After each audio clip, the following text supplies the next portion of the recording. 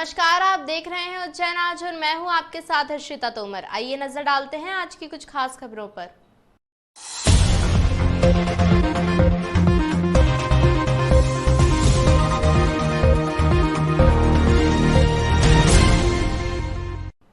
अस्थायी स्वास्थ्य कर्मियों की हड़ताल का आज तीसरा दिन है। सड़क पर पीपीई किट में भीख मांगकर किया प्रदर्शन। कलेक्टर को देखते ही घुटनों के बल की फरियाद। बीते 2 दिनों से अनिश्चितकालीन हड़ताल पर बैठे अस्थायी स्वास्थ्य कर्मियों ने चरक अस्पताल के बाहर आज भीख मांगकर अनोखा प्रदर्शन किया। इस प्रदर्शन में न सिर्फ पुरुष स्वास्थ्य कर्मी बल्कि बड़ी संख्या में महिला कर्मी भी शामिल हुई। स्वास्थ्य कर्मियों ने भीषण उमस और गर्मी के बाद पीपीई किट पहनकर भीख मांगी और प्रदर्शन किया। इस दौरान सड़क से गुजरने वाली कार और बाइक सवार से हड़ताल कर्मियों ने भीख मांगी और अपनी मांगों को लेकर प्रदर्शन किया। प्रदर्शन के दौरान बड़ी संख्या में अस्थायी कर्मी मौजूद रहे।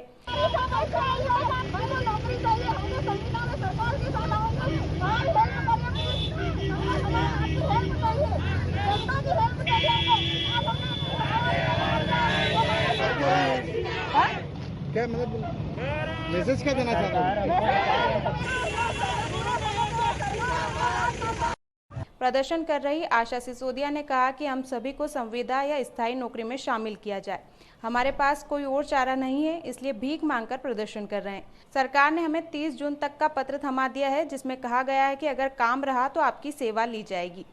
आज हम सरकार को ये मैसेज देना चाहते हैं कि हमको संविदा में सम्मिलित किया जाए, क्योंकि हम लोगों से अभी तक कोई मिलने नहीं आया। हम 3-4 दिनों का हमको स्ट्राइक करते हैं, अभी तक कोई हमसे मिलने नहीं आया है। और हमने इतनी महामारी में काम किया है, लेकिन है ना, अब जब पेशेंट कम हो गए हैं, कोरोना खत्म होने जा रहा है, तो हम लोगों को नौकरी से हटा रहे हैं। आज क्या किया आपने? आज हमने भीख मांगने का प्रदर्शन किया। हम सरकार को मैसेज देना चाहते हैं कि जब हमको जनता का सपोर्ट चाहिए। हमारे पास नौकरी नहीं है, हमको नौकरी से निकाल देने का 30 जून तक का उन्होंने लेटर दिया कि 30 जून तक स्टाफ को रखा जाएगा। उसके बाद कुछ कह नहीं सकते। अगर महामारी, अगर कोई कोरोना जैसी कोई महामारी आती है तो हम लोगों को बुला लेंगे, नहीं तो फिर हमको पिछली बार की तरह घर भेज देंगे।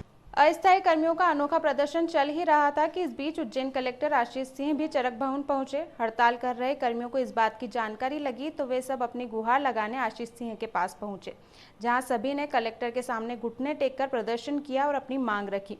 इसको लेकर कलेक्टर ने कहा कि आपकी मांगों को सरकार तक पहुँचाना हमारी जिम्मेदारी है, लेकिन अभी आपकी जरूरत है सभी लोग काम पर लौट जाएं।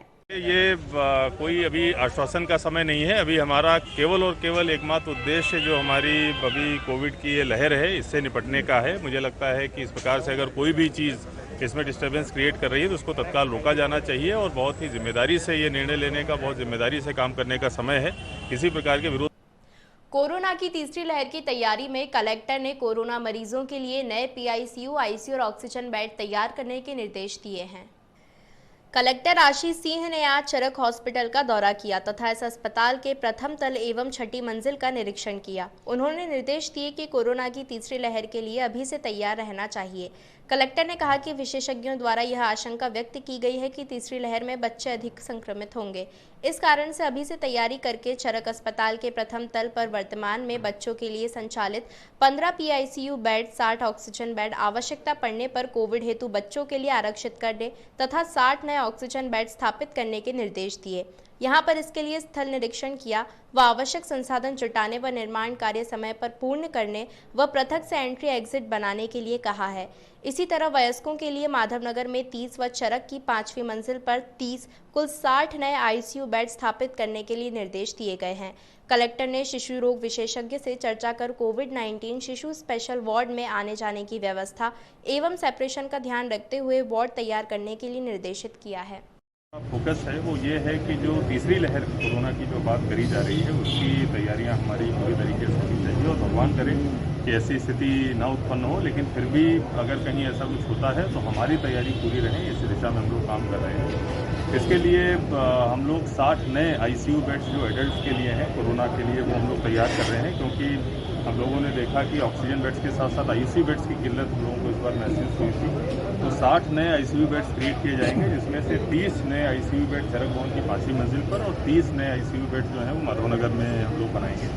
तो उसके लिए 3-4 दिनों में काम प्रारंभ हो जाएगा इसके साथ साथ ही जो ये बात हो रही है कि तीसरी लहर आई तो शायद जो है इससे बच्चे ज़्यादा प्रभावित होंगे, और अगर ऐसी कोई स्थिति बनती है तो उसके लिए भी हमारी तैयारी पूरी होनी चाहिए। इसके लिए हम लोगों ने जो हमारा फर्स्ट फ्लोर का जो बच्चों का वार्ड है उसमें पार्टीशन जो है प्लान किया है। जिस पार्टीशन को करके लगभग 60 ऑक्सीजन के बेड्स और 15 जो ICU बच्चों वाले बेड्स हैं, 75 बेड्स हमारे पास में कोरोना के लिए आरक्षित कर सकते हैं। जनरल वार्ड भी साथ में दूसरी साइड में चलता रहेगा, वो सेपरेट रहेगा।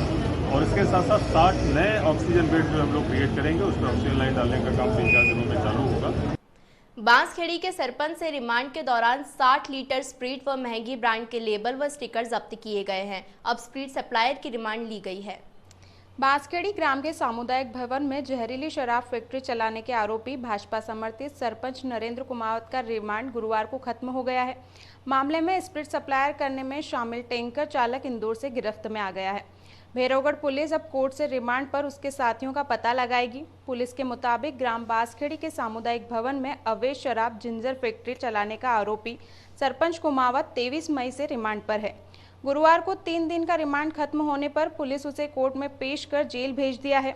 मामले में पुलिस ने कुमावत को स्प्रीट पहुंचाने वाले इंदौर स्थित शुभम नगर से निवासी संजय को मंगलवार रात गिरफ्त में लिया है। पुलिस अब उसे रिमांड पर लेकर स्प्रीट सप्लायर गिरोह सरगना का पता लगाएगी। पुलिस के अनुसार कुमावत से पूछताछ उसकी कॉल डिटेल व लोकेशन से संजय का पता चला था। वह टैंकर चालक है। याद रहे 16 अप्रैल को पुलिस ने छापा मारकर 16 लाख की स्प्रीट जब्त कर कुमावत की फैक्ट्री का खुलासा किया था। फरारी के बाद सरेंडर होने पर उसे 26 अप्रैल को रासुका में जेल भेज दिया गया था। उसके साथी और स्प्रीट सप्लायर का पता लगाने के लिए पुलिस उसे जेल से रिमांड पर लाई थी। पूछताछ के बाद ध्वस्त की गई फैक्ट्री से 60 लीटर स्प्रीट व महंगी शराब के लेबल व बोतलों पर लगाई जाने वाली सील भी जब्त हुई है। ग्रामीण क्षेत्रों में 18 वर्ष से अधिक उम्र के लोगों को वैक्सीन लगाने के अभियान में युवा रुचि नहीं ले रहे हैं। घटिया ग्रामीण क्षेत्र में 4 सत्र में 567 लोगों में से करीब 50 लोगों ने ही वैक्सीन लगवाई है।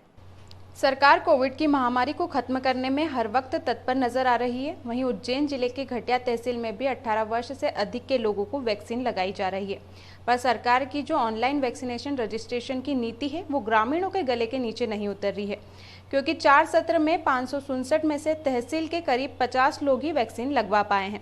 ज़्यादातर दूसरे जिले से यहां पर वैक्सीन लगवाने लोग पहुंच रहे हैं। वहीं ग्रामीण क्षेत्रों में नेट व ऑनलाइन रजिस्ट्रेशन वाले ज्ञान की कमी होने के कारण स्लॉट्स बुक नहीं करवा पा रहे हैं। वहीं उज्जैन से वैक्सीन लगवाने घटिया पहुंची अवनी कोठारी ने बताया कि 3 दिनों से ट्राई कर रही थी, तब जाकर उनका नंबर आया है। वहीं अवनी कोठारी ने सभी युवाओं से अपील की है कि वैक्सीन ज़रूर लगवाएं ताकि हम इस कोरोना जैसी महामारी को भगा सकें, साथ ही प्रशासन का सहयोग करें। 3 दिन में स्लॉट बुक हुआ है। मैं उज्जैन से आई हूँ। और युवाओं के लिए क्या संदेश है आपका? मैं सभी टीनेजर्स से रिक्वेस्ट करती हूँ अपना वैक्सीनेशन जल्द से जल्द लें ताकि हम लोग इस कोरोना को फटाफट भगा सकें। तो जो स्लॉट बुक हुआ वो आज ही करा है कि 3 दिन से आप? 3 दिन से दिक्कत आ रही थी, 2 दिन से बुक नहीं हो रहे थे। कल ही बुक हुआ है स्लॉट और आज का स्लॉट मिला है। अच्छा, स्लॉट आपने बुक करा है या कोई से स्लॉट? नहीं, मैंने खुद ने बुक किया है। वैक्सीनेशन का क्या है कि जो पोर्टल है उसमें सभी लोग ऑनलाइन उसमें अप्लाई कर सकते हैं, और जिन लोगों का उसमें पोर्टल में वो हो गया है, डेटा फिट हो गया है, वो लोग कहीं भी करा सकते हैं। ऐसे प्रावधान किए गए हैं। उन्हीं प्रावधानों के अंतर्गत ये लोग किसी भी वैक्सीनेशन सेंटर पे जाके उसका अपना वैक्सीन लगवा रहे हैं। अच्छा, इसमें सर देखा जा रहा है ग्रामीणों को लाभ नहीं मिल पा रहा है इसलिए? हाँ, उसका थोड़ा सा एक कुछ नेट का इशू भी मुझे ऐसा, मैंने 2-4 लोगों से पूछा था, ऐसा हो रहा है क्योंकि बहुत कम समय वो साइट खुलती है और खुलने में लोग उसको प्रॉपर उसको प्रोसेस नहीं कर पाते, जिस कारण से वो जल्दी ही स्लॉट बुक हो जाते हैं और उसका जो टारगेट है वो कवर हो जाता है। उसके बाद वो हो नहीं पाता उनका। कुछ अवेयरनेस की कमी है, कुछ नेट इशू भी अपन मान सकते हैं उसको। इस कारण थोड़ा सा देहात के लोग स्लॉट बुक नहीं करा पा रहे हैं। कोविड-19 वैक्सीनेशन 18 साल से ऊपर व्यक्तियों का पिछले हमारे यहाँ पे CSC घटिया पंचायत भवन में 4 सत्र लग चुके हैं। 4 सत्र का टोटल अभी तक 567 लोगों के टीका लग चुका है। इसमें ऑनलाइन रजिस्ट्रेशन और स्लॉट उपलब्ध होते हैं। स्लॉट उपलब्ध होने के बाद ही वैक्सीनेशन होता है। अच्छा सर, इनको जो सेकंड डोज लगना वो कब लगेगा, किस हिसाब से तैयारी? जो शासन के आदेश आएंगे उसके हिसाब से सेकंड डोज। तो वो क्या मैसेज के थ्रू पता लगेगा? मैसेज के थ्रू पता लगेगा। अच्छा सर, इसमें क्या अदर डिस्ट्रिक्ट से वो सब जगह से आ रहा है, पर ग्रामीणों को इसका लाभ नहीं मिल पा रहा है इसका? जो रजिस्ट्रेशन करा सके। सुबह 9 बजे से 11 बजे तक रजिस्ट्रेशन होता है, उसी समय स्लॉट उपलब्ध होते हैं। अब ऑनलाइन में कौन ग्रामीण है कौन शहर वाला है उसको ऑनलाइन वाले को तो नहीं पता, क्योंकि जो स्लॉट बुक करा ले उसको स्लॉट मिल जाता है। कोरोना काल में भी मरीजों की दवाओं के माध्यम से सेवा करने वाले केमिस्ट और मेडिकल स्टोर संचालक अभी भी कोरोना वॉरियर स्कीम से वंचित हैं, जबकि कई मेडिकल स्टोर संचालकों की कोरोना के कारण मौत हो चुकी है। इसको लेकर मेडिकल संचालकों में रोष व्याप्त है। कोरोना संकट में जब पूरा मार्केट बंद था और मरीजों की बढ़ती संख्या और मौतों से डर का माहौल था, तब भी मेडिकल संचालक बिना डरे दवाओं के माध्यम से सेवारत थे।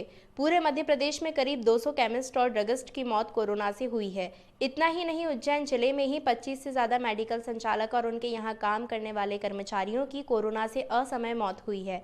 मेडिकल संचालकों की संस्था Madhya Pradesh chemist and druggist association और अन्य राष्ट्रीय स्तर की संस्थाओं ने इन संचालकों अन्य सरकारी कर्मचारियों की तरह कोरोना वॉरियर स्कीम में शामिल करने की मांग सरकार से की थी, मगर यह मांग नहीं मानी गई। इसके चलते मृतकों के परिजनों को कोई सरकारी सहायता नहीं मिल पाई है। Madhya Pradesh chemist and druggist association के अध्यक्ष गौतम चंद धींग के अनुसार प्रयास करने पर कुछ दवा कंपनी ने मृतकों को 2 लाख रुपए की सहायता देने की शुरुआत की है, मगर सरकार हमारी इस मांग पर कोई जवाब नहीं दे रही है। इसके चलते राष्ट्रीय स्तर पर विचार मंथन चल रहा है और कोई आंदोलन की भूमिका भी बन रही है।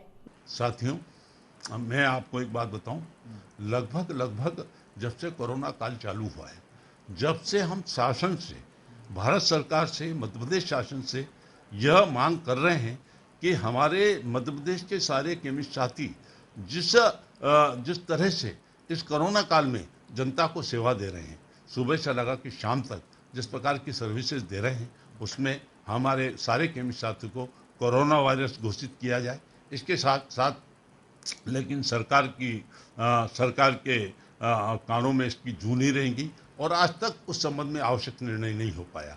हमारी जो all India chemist and druggist association जो राष्ट्रीय संस्था है, उसने अभी निर्णय लिया है कि यदि इस मांग को हमारी स्वीकार नहीं किया जाता है तो शायद पूरे भारत के लोग लॉकडाउन की ओर जाएंगे। वहीं उज्जैन में मेडिकल स्टोर संचालन करने वाले और उनके कर्मचारियों के लिए कोविड टीकाकरण का कैंप भी दवा बाजार में लगाया गया है। धींग के अनुसार हमारा प्रयास है कि यह एसोसिएशन सभी मेंबर और उनके कर्मचारियों को जल्द से जल्द टीका लग जाए। सिर्फ मध्य प्रदेश के अंदर जो मेरे पास एक अप्रोक्स संख्या उपलब्ध है, लगभग 200 केमिस्टों की इस कोरोना की वजह से निधन हुआ है। और इसके साथ साथ ही उसके दूसरी मांग हमने मध्य प्रदेश शासन से की है कि भाई हमारा वैक्सीनेशन भी प्रायोरिटी के आधार पर किया जाए।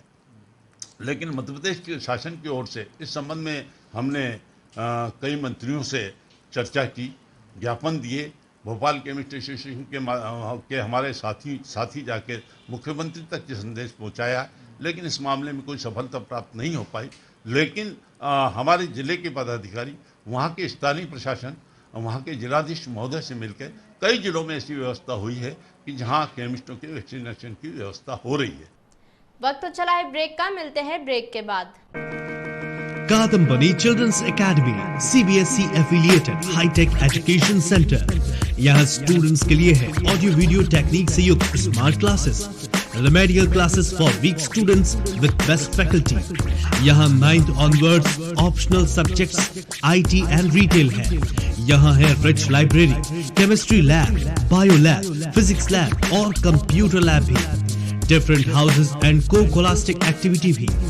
इसके अलावा yoga classes, karate classes, music classes, dance classes, art classes, special play area, साथ ही स्पोर्ट्स फैसिलिटी भी। विद्यार्थियों के आवागमन के लिए वाहन सुविधा भी है। यानी बच्चों के संपूर्ण विकास के लिए एक ही नाम, कादम्बनी चिल्ड्रंस एकेडमी, इंदिरानगर, उज्जैन। अप्रैल 2020 में भी शहरवासियों से सिटी चैनल के माध्यम से कोरोना से लड़ने के लिए अपील की गई थी कि घर पर रहें, मास्क व सैनिटाइजर का उपयोग करें, सोशल डिस्टेंसिंग का पालन करें। इस बार भी इन सब बातों का ध्यान रखें, जरूरी हो तभी घरों से बाहर निकलें। संकट के ये दिन भी बीत जाएंगे। उज्जैन में अब कोरोना से राहत मिलती दिखाई दे रही है। करीब 2 माह के बाद उज्जैन में सबसे कम केस सामने आए हैं। अब निजी और सरकारी अस्पतालों में बेड आसानी से उपलब्ध हैं। उज्जैन शहर में कोरोना संक्रमण के लगातार मामले बढ़ने के बाद आज शहर ने राहत की सांस ली है। करीब 2 माह बाद जिले में सबसे कम नए केस मिले हैं। जिले में 39 नए मामले सामने आए हैं और शहर में सिर्फ 22 केस मिले हैं। अब तक कुल संक्रमित 18,752 हो गए हैं। अब तक 167 लोग जान गंवा चुके हैं। आज 295 मरीज ठीक होकर घर लौटे हैं, वहीं 16,964 ठीक होकर घर जा चुके हैं। सक्रिय मरीजों की संख्या 1620 पर पहुंच गई है। इनमें से 970 मरीजों में कोई लक्षण नहीं है। 713 मरीजों में कोरोना लक्षण है। अब सरकारी अस्पताल और कोविड सेंटर में आसानी से बेड उपलब्ध हैं। अधिकांश बेड खाली पड़े हैं। माधवनगर कोविड हॉस्पिटल प्रभारी डॉक्टर HP सोनानिया के अनुसार कोविड का सबसे बुरा समय बीत गया है। अब हॉस्पिटल में रिलीफ है, मगर नागरिकों को लापरवाही नहीं करनी है। माधवनगर में धीरे धीरे केसेस कम हो रहे हैं। पिछले महीने जिस तरह से बहुत ही ज़्यादा पेशेंट आ रहे थे हमारे यहाँ और इनको एक्स्ट्रा बेड्स लगाने पड़े थे, इवन OPD में भी पेशेंट रख रहे थे, वो स्थिति अब नहीं है। अब जो भी मरीज आ रहे हैं उनको आसानी से पलंग मिल रही है, बेड्स मिल रहे हैं, ऑक्सीजन मिल रही है। तो अब इस तरह की प्रॉब्लम नहीं है जो अप्रैल में थी। अभी क्या माधवनगर में जो पेशेंट ICU में थे वो भी धीरे धीरे रिकवर कर रहे हैं? ICU के पेशेंट भी अब धीरे धीरे कर रहे हैं और धीरे धीरे हम उनको वार्ड में, जनरल वार्ड में शिफ्ट करते जा रहे हैं। वहीं उज्जैन के अधिकांश निजी हॉस्पिटल के बेड भी अब खाली पड़े हैं। अब कोविड पेशेंट की संख्या कम हो रही है। वहीं मरीजों में तेजी से रिकवरी होने से मरीजों की हॉस्पिटल से छुट्टी भी हो रही है। इसलिए निजी हॉस्पिटल भी आराम से नए व दूसरे मरीजों को एडमिट कर रहे हैं। सहर्ष हॉस्पिटल के संचालक डॉक्टर हर्ष मंगल के अनुसार अब कोविड से मरीजों की संख्या में कमी आई है, मगर वे नागरिकों से दोबारा लापरवाही नहीं करने की अपील भी कर रहे हैं, ताकि दोबारा कोविड लहर के हालात न बन जाए। प्राइवेट में अभी कोरोना का रिलीफ है, लेकिन आगे भी रिलीफ रहे तो उसके लिए लोगों से ये अपेक्षा है हमारी कि जब लॉकडाउन खुले तो धैर्य की स्थिति रखें, अपने मास्क न हटाएं जब तक कि वैक्सीनेशन पूरा ना हो। वैक्सीनेशन पे नंबर आने पे ज़रूर करवाएं। ऐसा नहीं हो कि भाई वैक्सीनेशन का डोज आ रहा है अपना, अपन उस दिन नहीं जा पा रहे, ठीक है। और दूसरी चीज़, थोड़ा सा भाईचारा बना के रखें, इंसानियत बना के रखें। जब जिसको किसी चीज़ की ज़रूरत है तो उस ज़रूरत में ज़रूर साथ दें। सर, जो ICU बेड्स हैं या ऑक्सीजन बेड्स हैं उनमें क्या स्थिति है, कितने % अभी फुलफिल हैं या खाली हैं? क्या ICU बेड अभी पैक चल रहे हैं सब जगह। हाँ, बाकी नॉर्मल बेड्स जो हैं, नॉर्मल बेड अभी खाली हैं। ऑक्सीजन वाले बेड भी अभी थोड़े खाली हैं, लेकिन ICU बेड तो सब पैक चल रहे हैं। सांसद अनिल फिरोजिया ने संस्था प्राइड ऑफ उज्जैन के भोजन वितरण कार्यक्रम में हिस्सा लिया। थाना चिमनगंज के पास एक गरीब बस्ती है जहां पर मजदूर वर्ग बहुतायत में रहता है। लॉकडाउन में मजदूरी नहीं मिलने से लोगों को राशन और भोजन की तकलीफ आ रही थी। यह जानकारी जब प्राइड ऑफ उज्जैन के विजय दीक्षित को लगी तो उन्होंने अपनी टीम को इकट्ठा किया और उनकी व्यवस्था में जुट गए। इनको सांसद अनिल फिरोजिया का साथ मिला और लोगों के लिए भोजन, राशन और मास्क की व्यवस्था हो गई। तत्काल सामग्री गरीब बस्ती में भेजी जा रही है और वितरित भी की जा रही है। चलो बेटा, जल्दी जाओ। बेटा बाबू,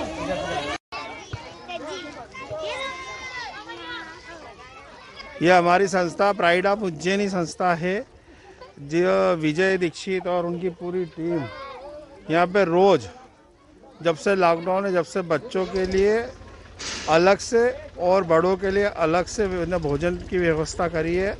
बच्चों को कभी चिप्स, कभी बिस्किट, कभी क्या, और बड़ों को भोजन।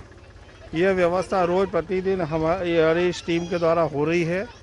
तो वास्तव में ये एक अद्भुत काम है, क्योंकि इस वक्त लॉकडाउन होने के कारण ये पूरा आप देख रहे हो श्रमिक वर्ग है, पूरा गरीब तबका है। तो ये भी काम धंधे की भी क्राइसिस है, उसमें ऐसे समय में भोजन की व्यवस्था करना वास्तव में ये बहुत बड़ा काम है। मैं अपनी ओर से, भारतीय जनता पार्टी की ओर से और मध्य प्रदेश सरकार की ओर से इनका बहुत बहुत धन्यवाद और आभार व्यक्त करता हूँ। संस्था प्राइड ऑफ उज्जैन के विजय दीक्षित के अनुसार संस्था लॉकडाउन की शुरुआत से ही सेवा के कामों में जुटी हुई है। Team bride of Ujjaini Ujjain शहर में विगत 3 से 4 वर्षों से सेवा कार्य कर रही है। पूरे वर्ष भर 365 दिन ही हम शहर की निचली बस्तियों में भोजन वितरण का सेवा देते हैं। साथ ही सप्ताह में इन बस्तियों में बच्चों को पढ़ाने का, इनके लिए चिकित्सा की सुविधा शिविर आदि उपलब्ध कराने का ये सारा प्रयास हम लोग का रहता है। आज MR 5 पर ये राजीव रतन बस्ती है, जहाँ पर चिमनगंज नया थाना परिसर बना है।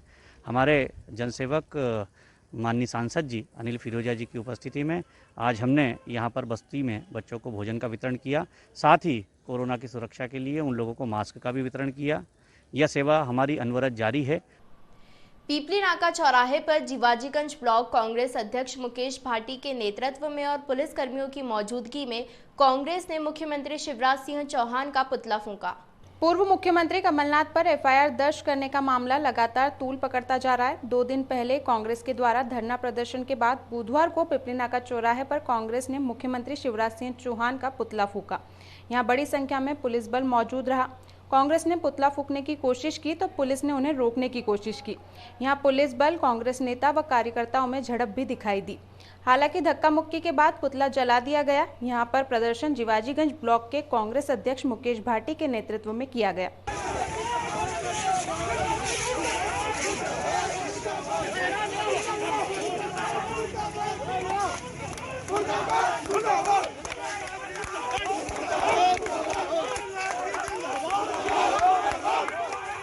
प्रदर्शन के दौरान शिवराज सिंह चौहान के खिलाफ नारे भी लगाए गए। मुकेश भाटी ने कहा कि यदि कमलनाथ के विरुद्ध दर्ज एफआईआर वापस नहीं ली जाती है तो उग्र आंदोलन किया जाएगा। कांग्रेस के इस प्रदर्शन में शहर कांग्रेस अध्यक्ष महेश सोनी, कांग्रेस नेता अशोक भाटी, रमेश साखला, पुरुषोत्तम कहार व अजय राठौर सहित बड़ी संख्या में कार्यकर्ता मौजूद रहे। हम सद्य लोकप्रिय पूर्व मुख्यमंत्री कमलनाथ जी के ऊपर जो शिवराज की भ्रष्ट सरकार ने जो झूठा प्रकरण दर्ज किया है, उस झूठे प्रकरण को वापस लेने के लिए शहर कांग्रेस के निर्देश पर जीवाजीगंज ब्लॉक कांग्रेस कमेटी द्वारा भ्रष्ट निकम में शिवराज सिंह चौहान का पुतला दहन किया गया। उज्जैन में तूफान के चलते बुधवार को तेज बारिश हुई। उड़ीसा के तट पर आए यास तूफान से मध्य प्रदेश व उज्जैन संभाग के कई जिलों में बारिश हुई है। बारिश होने से उज्जैन के मौसम में सड़कें तरबतर हो गई हैं। उज्जैन में यास तूफान के चलते बुधवार को फ्रीगंज व अन्य जगहों पर करीब आधे घंटे तक तेज बारिश हुई, जिससे शहर तरबतर हो गया और मौसम में ठंडक घुल गई। जीवाजीगंज वेधशाला के मौसम वैज्ञानिक डॉक्टर राजेंद्र कुमार गुप्ता ने जानकारी देते हुए बताया कि बंगाल की खाड़ी से नमी आने के कारण पूर्वी मध्य प्रदेश में लगातार बारिश हो रही है। इसके साथ ही उड़ीसा के तट से यास तूफान टकराकर मध्य प्रदेश की ओर आ गया है, जिसके कारण बुधवार को उज्जैन में बारिश हुई है। इसके अलावा जिले के अन्य क्षेत्रों में भी बारिश की सूचना मिली है। वैज्ञानिक के अनुसार अगले 2 दिन तक उज्जैन में बारिश का दौर जारी रहेगा। साथ ही तेज बारिश और गरज बरस के साथ उज्जैन संभाग के कई जिलों में अच्छी बारिश होने की संभावनाएं भी बताई जा रही है।